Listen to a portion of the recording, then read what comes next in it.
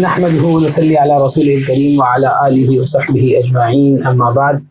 عزیز ساتھیوں، آپ سبھی کا استقبال ہے، ویلکم ہے ہمارے آج کے اس 7th ایپیسوڈ میں، جو کہ سیدنا ابراہیم علیہ السلام کی سیریز جو ہم چلا رہے ہیں کہ قرآن میں اللہ تعالیٰ نے جا بجا ابراہیم علیہ السلام کے جو تذکرے کیے ہیں، کبھی ان کے مشن کے اعتبار سے، کبھی ان کے کردار کے اعتبار سے، کبھی ان کے دعوتی انداز کے اعتبار سے، کبھی ان کے اسپیشل اسوے کے اعتبار سے، تو ہم ان کو کلیکٹ کرنے کی کوشش کر رہے ہیں، قرآن سے سمجھنے کی کوشش کر رہے ہیں کہ اللہ تعالیٰ نے حضرت ابراہیم علیہ السلام کے ذریعے ہم پر کیا کیا بہت سارے بہترین اشارات کرنے کی کوشش کی ہے۔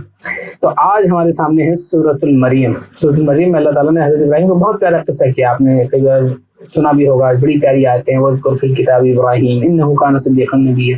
سورۃ المریم ایسی صورت ہے جہاں پہ مختلف انبیاء کے تذکرے ہیں، سیدنا مریم علیہ السلام علیہ کا تذکرہ ہے، اور ان کے پھر حضرت عیسیٰ علیہ السلام کی معجزات کی پیدائش کا تذکرہ ہے، اس کے بعد حضرت ابراہیم کا ہے، پھر موسیٰ کا بھی ہے، اسماعیل کا بھی ہے، حضرت ادریس کا بھی ہے، تو الگ الگ ایسے انبیاء کے تذکرے بھی ہیں اس صورت میں۔ تو وہاں پر حضرت ابراہیم علیہ السلام کا تذکرہ اللہ تعالیٰ نے بڑے پاک انداز میں سٹارٹ کیا ہے۔ تو بہت زیادہ ڈیٹیل میں نہ جاتے ہوئے، آیت نمبر ہے 41 سے لے کر آلموسٹ آیت نمبر ہے 49 تک، بلکہ 49 کی بجائے 50 تک، یس، آیت نمبر 41 سے 50، تو ان 9 آیتوں پہ اللہ تعالیٰ نے حضرت ابراہیم کا تذکرہ کیا۔ اس میں ہم کیا پوائنٹ لیں گے، ہم اس پر بھی آئیں گے، اور اس سے پہلے میں اس میں اشارتاً یہ بتا دوں کہ اس میں اللہ تعالیٰ نے بیسیکلی حضرت ابراہیم نے جو اپنے والد کو پہلی دعوت دی، حضرت ابراہیم کو نبی بنایا گیا، قصہ ہم لوگ کئی بار سنتے آئے ہیں، پچھلے ایپیسوڈز میں بھی میں اشارہ کرتا ہوں، میں نے حضرت ابراہیم کی اسٹوری بیان نہیں کی، بلکہ وہ کی پوائنٹس جن پہ اللہ ہائی لائٹ کرنا چاہ رہا ہے، جو ہمیں سمجھنے کی ضرورت ہے سٹل انداز میں ان کی طرف زیادہ اشارہ کرتا ہوں۔ تو قصہ مختصر یہاں پہ یہ تذکرہ جو ہے وہ حضرت ابراہیم نے جب اپنے باپ کو آزر کو، جب یا طارق جس کا نام آتا ہے بعض روایتوں میں،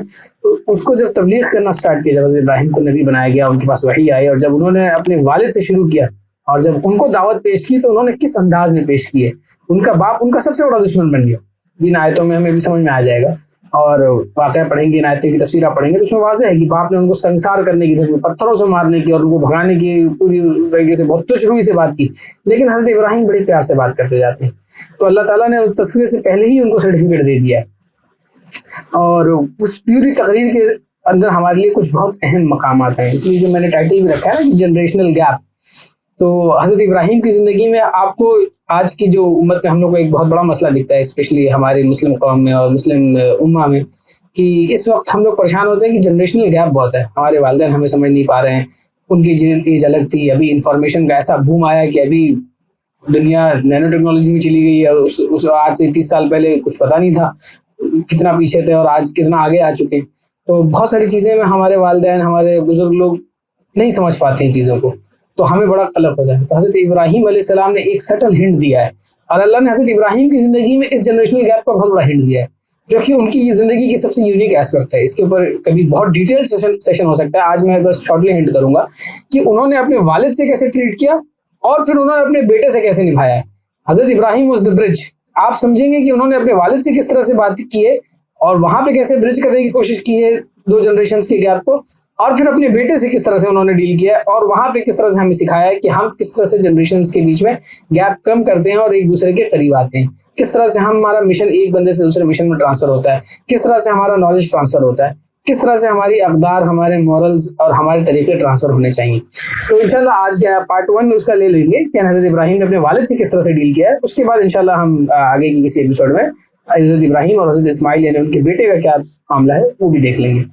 تو آج کے اس میں پہلا جو سرٹیفکیٹ ہے جو چھوٹتے ہی اللہ نے شروع کیا، آیت وَاذْكُرْ فِي الْكِتَابِ إِبْرَاهِيمَ، اس کتاب میں، اس قرآن میں ابراہیم کا قصہ بیان کرو، ابراہیم کا ذکر کرو، اور فوراً سرٹیفکیٹ دیا کیا، إِنَّهُ كَانَ صِدِّيقًا نَبِيًّا، کہ وہ کیا تھے، إِنَّهُ كَانَ صِدِّيقًا، وہ سچ ایک راست باز، ایک دم سیدھا سچا آدمی تھا۔ اب غور کیجئے کہ یہ جو صدیق کا لفظ ہے، یہ اللہ کے رسول صلی اللہ علیہ وسلم کو نبوت سے پہلے صادق کہا جاتا تھا، سچا، یہ وہ روٹ صدق، اس کا جو روٹ ہوتا ہے صدق ہوتا ہے، سچائی سے، اور اللہ کے رسول کی سب سے پہلے کیا نام ہے مردوں میں جن لوگوں نے ایمان لایا اور اللہ کے رسول کے اوپر سب سے اندھا اعتماد جنہوں نے کیا، تو ان میں حضرت ابوبکر رضی اللہ عنہ کا نام آتا ہے، تو ان کا بھی ٹائٹل اللہ کے رسول صلی اللہ علیہ وسلم نے کیا رکھا تھا، صدیق۔ ہم کہتے ہیں نا حضرت سیدنا ابوبکر صدیق رضی اللہ عنہ، کیونکہ انہوں نے اس وقت رسول اللہ صلی اللہ علیہ وسلم کی سچائی بیان کی اور رسول اللہ صلی اللہ علیہ وسلم پہ یقین کیا اور ان کو سچا مانا جب کوئی نہیں ماننے والے تھے،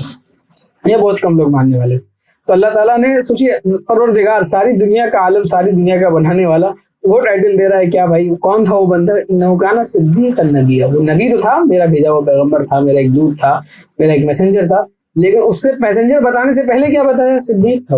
وہ سچا تھا، وہ جھوٹ نہیں بولتا تھا۔ یہ ہمارا آج کا لیسن نمبر 1 ہے جو اللہ تعالیٰ ہنٹ کر رہے ہیں۔ ابھی میں اس کا چھوٹا سا انالوجی دیتا ہوں کہ ہم زنا کو بہت بڑا گناہ سمجھتے ہیں، اللہ کرے سمجھتے ہوں، اگر کوئی نہیں سمجھتے ہیں تو پلیز سمجھنا شروع کر دیں۔ ہم فحش کو بڑا گناہ سمجھتے ہیں، ہم قتل کو بہت بڑا گناہ سمجھتے ہیں، ہم بہت سارے گناہوں کو بہت بڑا گناہ سمجھتے ہیں۔ میں بہت سارے گناہوں کا نام لے کے ایگزامپل لیتا رہا ہوں، لیکن ہم جھوٹ کو ہلکے میں لیتے ہیں۔ جھوٹ ہمارے درمیان ایسے رائج ہو چکا ہے جیسے ایک نارمل بول چال رائج ہوتی ہے، اور اللہ تعالیٰ نے یہاں پہ جو انبیاء کی کوالٹی بتائی ہے، اور جھوٹ میں آپ کو بتا دوں کبائر میں آتا ہے۔ اگر آپ علماء کے تفسیریں دیکھیں گے، علماء کے جو کبائر، باب الکبائر آپ کسی کے دیکھیں گے، اور جن میں کبیرہ گناہوں کا تذکرہ آپ پڑھیں گے، امام نووی کا ہے، مختلف لوگوں نے جو کبیرہ گناہوں کی لسٹ بنائی ہے، مرتب کی ہے، کہیں 70 کہیں 40 کچھ بھی، ان میں دیکھیں گے جھوٹ کبیرہ گناہوں میں آتا ہے۔ اور بعض روایتوں میں بعض لوگوں نے یہاں تک نقل کیا ہے قول کی بھائی جھوٹ ایسی چیز ہے کہ اس سے ایسی شدید بدبو آتی ہے جو آدمی جھوٹ بولتا ہے اس کے پاس سے، ہم انسانوں کے لیے لیول پہ نہیں، فرشتے دور بھاگ جاتے، اور ہم جھوٹ سے پرہیز نہیں کرتے، اور ہم بہت سٹل انداز میں جھوٹ بولتے چلے جاتے ہیں۔ کئی بار ہم کہانی بناتے ہیں، جھوٹ بولتے چلے جاتے ہیں۔ کس طرح سے؟ میں نے ایک واقعہ سنایا، اس میں 50% سچائی تھی، 50% لوگوں کو انٹرٹین کرنے کے لیے، ہنسانے کے لیے اس میں جھوٹ ملا دیا۔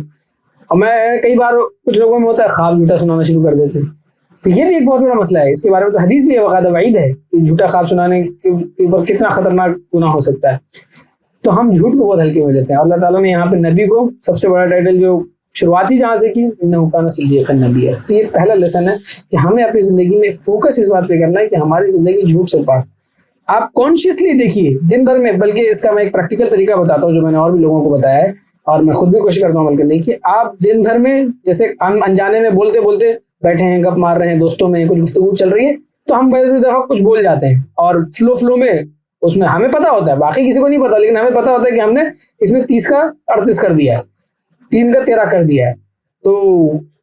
اس وقت کیا کیجیے نا، اپنے موبائل میں یا کہیں بھی ایک چھوٹا سا پوائنٹ بنا لیجیے کہ آج یہ 1 ہو گیا۔ اس طرح پھر دن میں جب بھی آپ کہیں بیٹھے ہیں اور کچھ بھی آپ نے ڈنڈی ماری ہو بات کرنے میں، کہیں بھی ذرا بھی جھوٹ ملایا ہو اپنی گفتگو میں، اس کو پوائنٹ کو مارک کیجیے، اور رات میں اس کو غور کیجیے کہ کتنے پوائنٹ ہوئے ہیں۔ تو آپ کو اندازہ ہو جائے گا کہ دن میں آپ کتنے اس بڑے گناہ کبیرہ سے ٹچ کر کے کتنی بار واپس آ رہے ہیں۔ اور پھر کانشیسلی ایفرٹ ڈالیے، جب آپ مار کرنا شروع کریں گے نا، تو کانشیسلی آپ کے اندر سے ایفرٹ آنا شروع ہو جائے گا کہ بھائی اس کو کم کرنا ہے، کم کرنا ہے، کم کرنا ہے۔ تو اس کی کنسسٹنسی دیکھتے رہیے، کرتے رہیے یہاں تک کہ وہ پوائنٹ آپ کا 0 پہ آئے، اور کنسسٹنٹلی 0 پہ آنا چاہیے۔ اور اس کا ایک اور آسان بھی طریقہ ہوتا ہے کہ زیادہ کہانی بتانے سے، زیادہ وہ کرنے سے احتراز کیجیے۔ ٹھیک ہے، maybe people will not call you funny, maybe آپ یو لوز سم اور points, but it's better to remain silent truthfully than to become a good speaker, a good entertainer or a comic person by lies۔ مذاق اگر آپ سچ بول کے کرنا جانتے ہیں، آپ کو کرنا آتا ہے بنا کسی کو تکلیف دیے، ایزا پہنچائے، تو ہی کیجیے، ورنہ بہتر ہے کہ lose your aura points and be silent۔ تو یہ ایک بہت اہم نصیحت ہے۔ اس کے بعد ہم نصیحت دیکھتے ہیں کہ حضرت ابراہیم نے اپنے والد کو، جو سیکنڈ سب سے بڑا پوائنٹ ہے کہ حضرت ابراہیم نے 4 نصیحتیں کی ہیں۔ ٹھیک ہے، پہلی نصیحت کی ہے کہ یا ابت لما تعبد ما لا يسمع ولا يبصر ولا يغني عنك شيئا، کہ آپ ان چیزوں کو کیوں عبادت کرتے ہیں جو نہ سنتی ہیں، جو نہ دیکھتی ہیں، نہ آپ کے کام بنا سکتی ہیں، پہلی۔ دوسری ہے کہ اے ابا میرے پاس ایک علم آیا ہے جو آپ کے پاس نہیں آیا، آپ میرے پیچھے چلیں، میں آپ کو سیدھا راستہ بتاؤں، یعنی you don't know something which I know now, میرے پاس وحی آ چکی ہے، میرے پاس اللہ کی طرف سے علم آ گیا ہے جو آپ کے پاس نہیں ہے۔ تو اب آپ کے اوپر فرض بنتا ہے کہ ایک ریشنل انسان کی طرح، ایک سمجھدار انسان کی طرح آپ مجھے فالو کریں۔ اور پھر تیسری نصیحت کیا کی ہے کہ شیطان کی پیروی مت کیجیے۔ شیطان اللہ کا بہت بڑا گستاخ نافرمان ہے، اور اس نے قسم اٹھائی ہوئی ہے حضرت آدم علیہ السلام کے زمانے سے، اس نے انسان کے پہلے دن سے قسم اٹھائی ہوئی کہ میں ان کو گمراہ کروں گا، تو آپ اس کی پیروی نہ کریں۔ اور تیسری چوتھی بات کیا کہ ابا جان میں ڈرتا ہوں کہ کہیں اللہ کا عذاب آپ کو نہ پکڑ لے، رحمان کا عذاب، انی اخاف ان یمسک عذاب من الرحمن، یعنی ویسے تو وہ رحمان ہے، ویسے تو بہت رحم فرمانے والا ہے، بہت زیادہ مہربان ہے، لیکن مجھے ڈر ہے کہ کہیں اس کا عذاب نہ آپ کو پکڑ لے، اور آپ شیطان کے ساتھی بن کے رہنے کی وجہ سے، اور شیطان کے ساتھی جب آپ بن کے رہیں دنیا میں آخرت میں، کہیں اس کا عذاب آپ کو نہ پکڑ لے۔ تو یہ 4 نصیحتیں کی حضرت ابراہیم نے۔ اب اس میں ایک پوائنٹ ہے، میں نے نصیحتیں اجمالاً ذکر کی تاکہ آپ کو پتہ رہے کہ اس واقعے میں نصیحتیں کیا کیا ہیں، ان پہ ہم بہت زیادہ ڈیٹیل میں نہیں جائیں گے۔ اب اس میں پہلا کی ورڈ ہے کہ انہوں نے باپ کو مخاطب کیسے کیا۔ عربی زبان کا جو کی ورڈ کیا ہے حضرت ابراہیم نے استعمال کیا، یا ابتی، اے میرے پیارے ابا جان۔ یا ابتی کا ترجمہ بالکل ایسا نہیں ہے ابو جان، امی نہیں، اے میرے پیارے ابو جان، اس میں بہت لاڈ ہے، اس میں بہت پیار ہے کہ کوئی آدمی بچہ اپنے باپ کو جو یا کوئی جیسے عربی میں کہتے ہیں یا بنیا ہے میرے پیارے بیٹے، اے میرے لاڈلے بیٹے، اے میرے دلارے بیٹے، اے میرے راجا بیٹا، یا بیٹی میری پیاری بیٹی، میری مائی پرنسس ڈاٹر، جو بھی مطلب پیار سے ایک دم جو ایک کوئی ایپیٹوم ہوتی ہے نا، وہ ہر ماں باپ کے بیچ کی اپنی انڈرسٹینڈنگ ہوتی ہے، ہر باپ بیٹے کی، ہر ماں بیٹی کی، ہر باپ بیٹی کی، ہر اولاد کی، ہر اس کے والدین کی. تو وہ سب سے پیار کا جو لہجہ ہو سکتا ہے نا وہی یوز کیا ہے یا ابتی، اور ریشنلٹی سے اپنی گفتگو شروع کی ہے. فرسٹ پوائنٹ میں کہ آپ ایسی چیزوں کو کیوں پوچھ رہے ہیں جو نہ سن سکتی ہیں، آپ نے اپنے ہاتھ سے پتھر اٹھایا، اس کو بنایا، اس کی عبادت شروع کر دی. نہ وہ دیکھ سکتی ہیں، نہ آپ کو کوئی کام نہیں بنا سکتی ہیں، ان کو تو آپ نے بنایا تو آپ کو کیا کام بنائیں گی.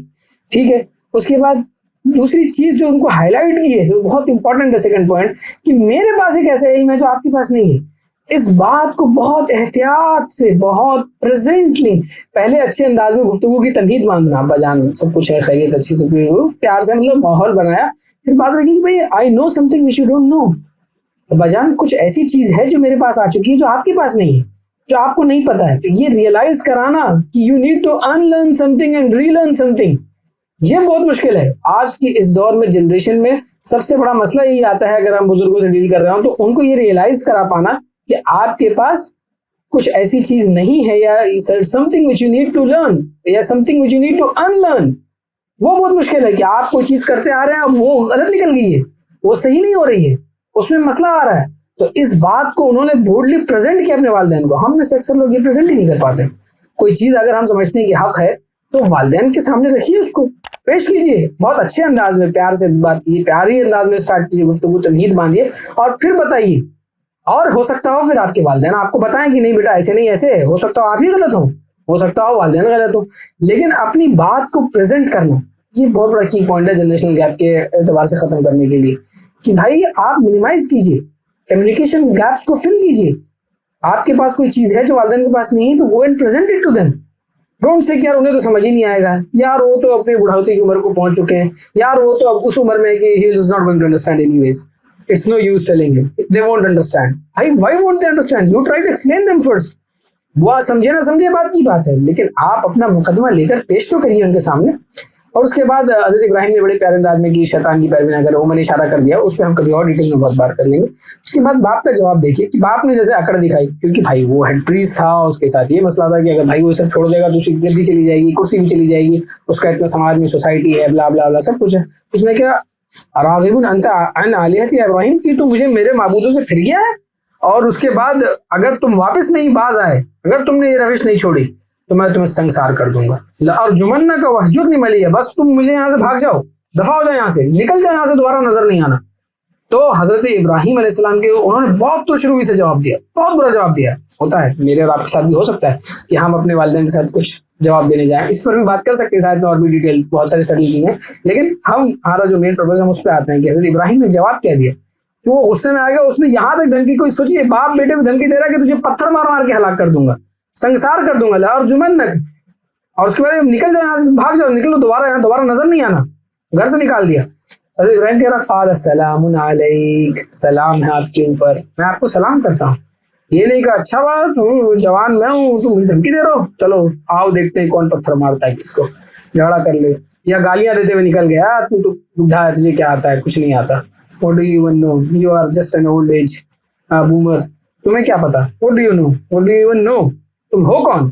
ہم اس جنریشن کے، ہمیں پتا ہے کیسے دنیا چل رہی، تمہیں کیا پتا دنیا کیسے چل رہی. تو حضرت ابراہیم نے سب کچھ نہیں کہا، سلام علیک، اور پھر کیا، ساستغفر لک ربی، میں اپنے رب سے دعا کروں گا کہ آپ کو معاف کر دے،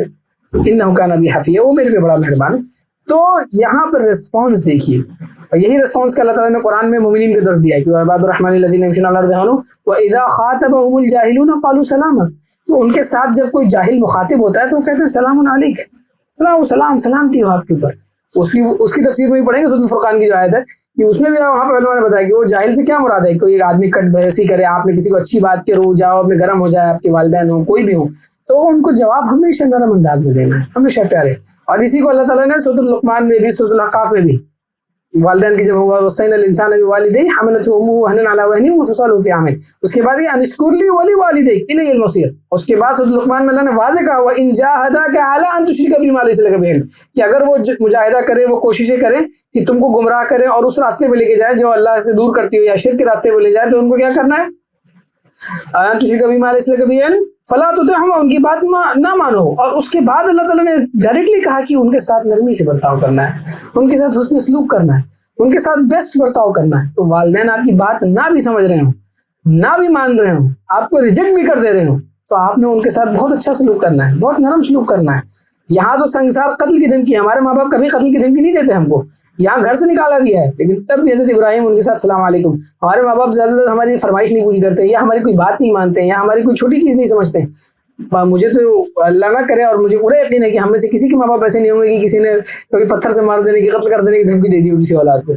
लेकिन उतनी लेवल पर भी अगर बात जा रही है, तब भी अल्लाह ताला हज़रत इब्राहिम को से क्या सिखा रहा है, बाप से हमेशा प्यारे अंदाज में बात करनी है, उनके लिए भलाई की दुआ करनी है, उनके लिए मग़फ़िरत की दुआ करनी है। क्या पता आपका बाप जालिम हो, क्या पता आपके वालिद साहब ने आपके साथ अच्छा सलूक ना किया हो, लेकिन फिर भी हज़रत इब्राहिम को उसका क्या सिखा रहा है, अस्तग़फ़िरुल्लाह रब्बी, मैं अपने रब से दुआ करूँगा कि आपको माफ़ कर दे, इन्नहु कान बी हफ़ीज़, वो बहुत बड़ा मेहरबान। और इसका हमने इससे पहले कि एक एपिसोड में जिक्र भी किया था, एपिसोड आई थिंक 3 में, कि हज़रत इब्राहिम का वो अपने वालिद के लिए उस वक्त तक तज़किरा माफ़ी की दुआ मांगते रहे, हालांकि उनका बाप गुमराही में एकदम अंधा हो चुका था, कुफ्र में एकदम आगे जा चुका था, जब तक अल्लाह ने खुद मना नहीं किया। उसके बाद अल्लाह ताला ने जिक्र किया कि किस तरह हज़रत इब्राहिम ने घर को भी छोड़ा, सब कुछ छोड़ा, वाते सल्लुकुम मोहम्मद मिन दुनिल्लाह, कि मैं आप लोगों को भी छोड़ता हूँ और उन लोगों को भी जिनको आप पुकारते हैं, उन सारे माबूदाने बातला, उन झूठे खुदाओं को, इन जितने बुत परस्त जिनकी चीज़ों को आप मान रहे हैं, जो अल्लाह को छोड़ के, उन सबको भी छोड़ता हूँ और अल्लाह से दुआ करता हूँ कि अल्लाह ताला, मतलब मैं अल्लाह से दुआ पुकार करता हूँ, और पुकार का यहाँ पर जिक्र नहीं, वो पीछे है कि अल्लाह आपको हिदायत दे, सबको आपके लिए बेहतर करे, आपके लिए इस्तिग़फ़ार करे, और मुझे पूरी उम्मीद है अल्लाह अकून बिदुआ रब्बी शक़िय्या, कि मैं अपने रब की पुकार से नामुराद नहीं होने वाला हूँ। तो यहाँ पे हमारा आज का समझ लीजिए लास्ट पॉइंट है कि हज़रत इब्राहिम दुआ कर रहे हैं उसके लिए जिसने घर से निकाल दिया, लेकिन नाउमीद नहीं है। कई बार हम भी दुआ तो कर रहे होते हैं,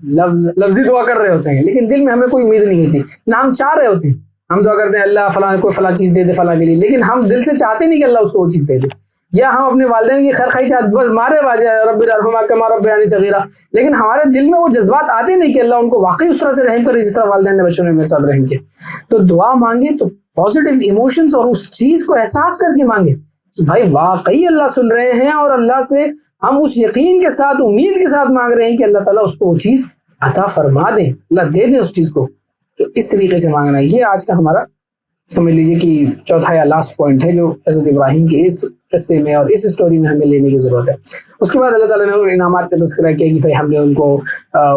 चुनिंदा बंदों में से किया, और उनको फिर इसहाक़ की और याकूब की और जैसी औलादों की बशारतें दी, उन सबको भी नबी बनाया, और आखिर में उनको भी क्या नाम, अल्लाह ताला ने एक एंड में बहुत वहबना लहुम रहमतिना, अपनी रहमत से नवाजा, और फरमाया वजअलना लहुम लिसाना सिद्क़िन आलिया, कि हमने उनको बनाया कि सच्चे नामों में शामिल फरमाया, उनको एक सच्ची ज़बान के साथ पॉपुलर किया, एक सच्ची ज़बान के साथ पॉपुलर किया। ये हमने जो बात जहाँ से शुरू की थी, बात क्या थी, वज़्कुर फ़िल किताब इब्राहिम इन्नहु काना सिद्दीक़न नबिय्या, ये पहला पॉइंट था आज के इस लेसन का, कि हज़रत इब्राहिम को अल्लाह ने सबसे पहले सर्टिफिकेट क्या दिया था, वो सच्चा बंदा था। और फिर लिसाना सिद्क़िन आलिया, जो अरबी में मुहावरतन भी इस्तेमाल होता है, कि ऐसा जिक्र, ऐसा चर्चा और ऐसी शोहरत जिसके अंदर पायदारी पाई जाती हो, इस्तेहकाम पाया जाता हो, मजबूती पाई जाती हो, सच्चाई पाई जाती हो, मजबूती पाई जाती हो। जिस तरह आदमी को एक होती है नोटोरियस पॉपुलैरिटी, एक आदमी नोटोरियसली फेमस हो गया, लेकिन एक होती है वो पॉपुलैरिटी जिसमें इंसान की सच्चाई का नाम होता है, इंसान की ईमानदारी का नाम होता है, इंसान की बेहतरी का नाम होता है। तो अल्लाह ताला ने हज़रत इब्राहिम को और उनके औलादों को वो अता की थी। अल्लाह ताला से दुआ है कि अल्लाह ताला हम सबको हज़रत इब्राहिम के इस तरह की बहुत सारे लेसन्स को सीखने की, समझने की तौफीक अता फरमाए। बारकल्लाहु लना व लकुम फिल कुरानिल अज़ीम व नफ़अनी व इय्याकुम बिल आयाति व ज़िक्रिल हकीम। अस्सलामु अलैकुम व रहमतुल्लाहि व बरकातुहू। सी you in the next episode इंशाअल्लाह।